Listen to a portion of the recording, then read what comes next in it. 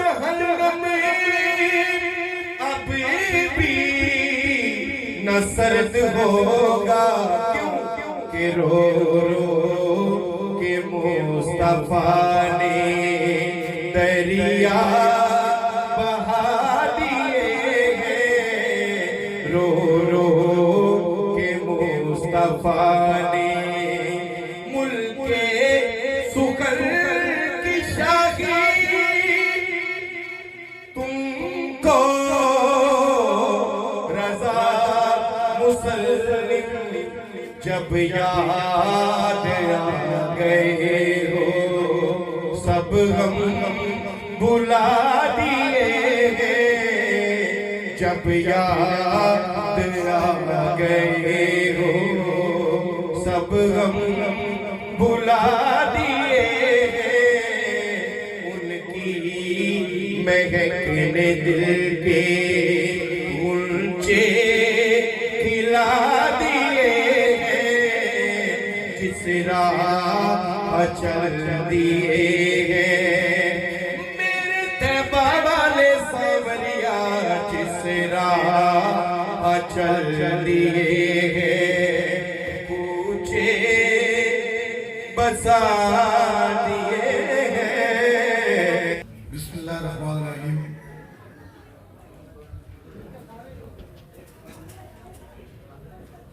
چودھری محمد خلیق الزمان صاحب، معزز حاضرین اکرام، معززین علاقہ، میرے بھائی جانب تشریف فرما معزز شخصیات، صوفی یعقوب فاؤنڈیشن کو سب سے پہلے میں اتنے طویل عرصے سے 23 برس سے سلطوں کے ساتھ سالانہ محفل نعت صلی اللہ علیہ وآلہ وسلم کے انعقاد پر خراج تحسین پیش کرتا ہوں،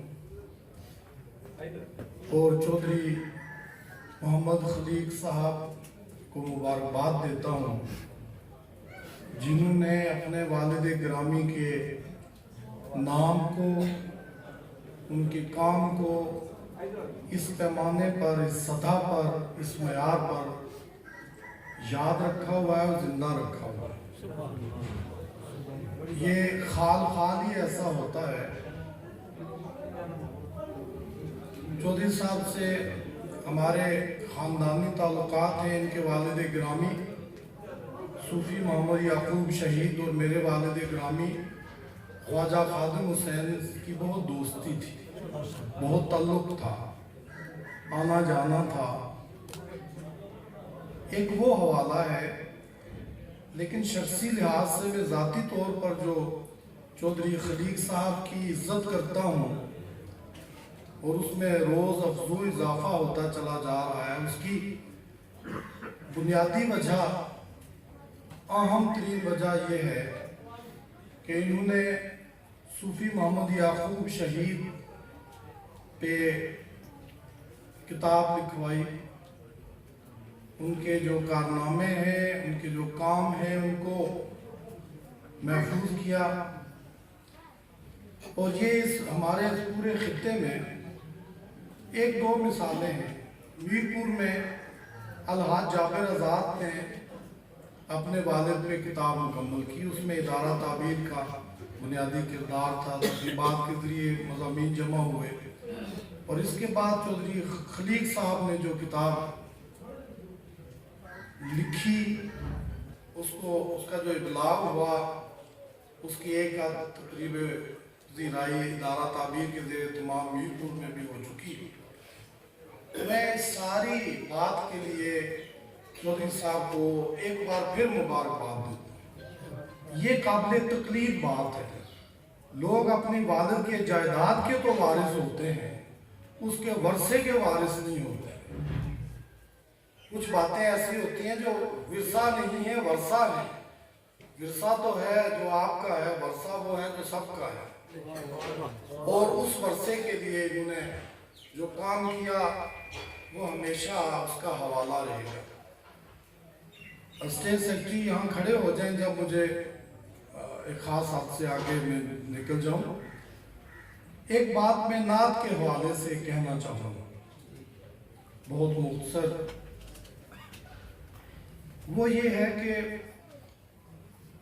دنیا جہان میں سب سے زیادہ شعر کی صورت میں تعریف اور توصیف سرور کائنات صلی اللہ علیہ وآلہ وسلم کی ہوتی چلی آ رہی ہے اور سلسلہ ابھی چلتا رہے گا۔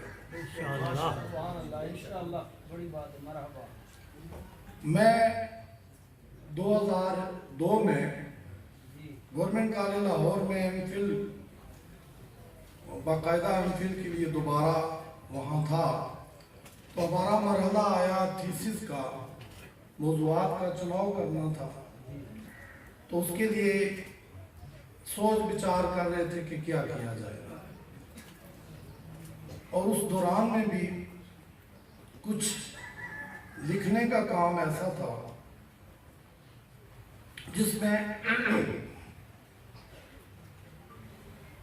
ہندوستان کے ایک بڑے غالب شناس اور نقاد اور محقق کالی داس گپتا رضا، جو پوری دنیا میں غالب پہ جو 14 لوگ ہیں قرۂ ارض پہ جن کے پاس، جن کو اتھارٹی سمجھا جاتا ہے، مستند سمجھا جاتا ہے، جن کا ذخیرہ کتب جو ہے، لائبریری ہے، وہ ان کی شاید پوری دنیا میں سب سے بڑی ہے غالب کے حوالے سے۔ کالی داس گپتا رضا کٹر ہندو ہیں، اور ان کا انتقال ہوا 2002 کے شروع میں کہیں ہوا، جنوری میں یا اس طرح۔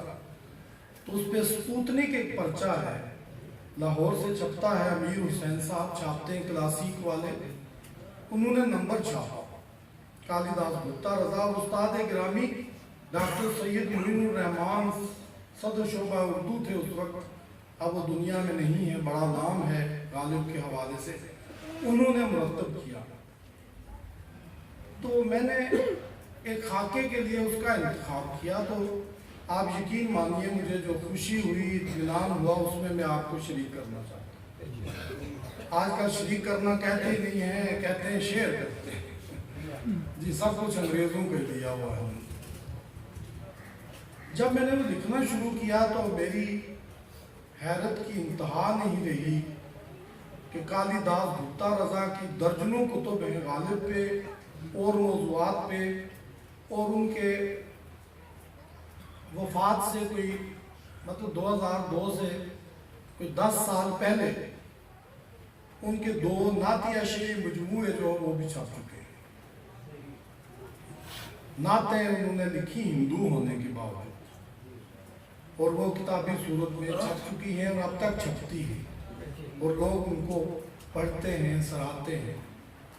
تو یہ جو سلسلہ ہے نعت کا، یہ صرف مسلمانوں تک محدود نہیں ہے۔ ڈاکٹر ستیہ پال آنند ایک اور ہندو ہیں جو حضور صلی اللہ علیہ وآلہ وسلم سے بچپن سے شغف اور محبت رکھتے تھے، وہ اسی عرصے میں سن 2000 اس کے قریب پاکستان کے دورے پر آئے ہوئے تھے۔ کراچی میں تقریبات ہوئی ان کے لیے، لاہور میں، اسلام آباد میں، اور ایک دن اچانک ہمارے ایک بہت ہی معتبر شاعر ہیں، ان کے وہ مہمان بن کے یہاں آگے میر پور، اور وہ جو محفل ہوئی اس کا میں مختصر احوال آپ کو بیان کرنا چاہتا ہوں۔ ہوٹل جبیر میں 5-6 لوگ تھے، انہوں نے بتایا کہ میں حضرت محمد، یہ ان کے الفاظ، حضرت محمد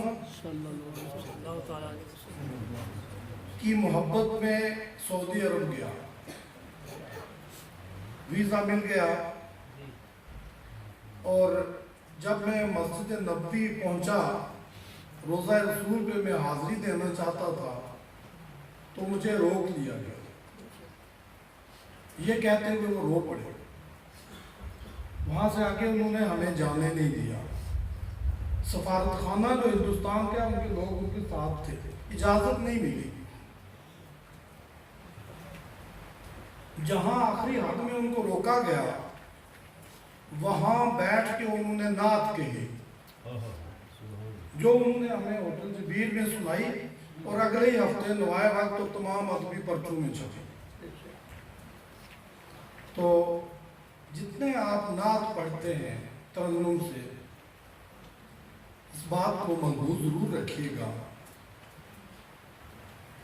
कि नात की जो तर्ज है तो फिल्मी गानों पे नात न पढ़ा।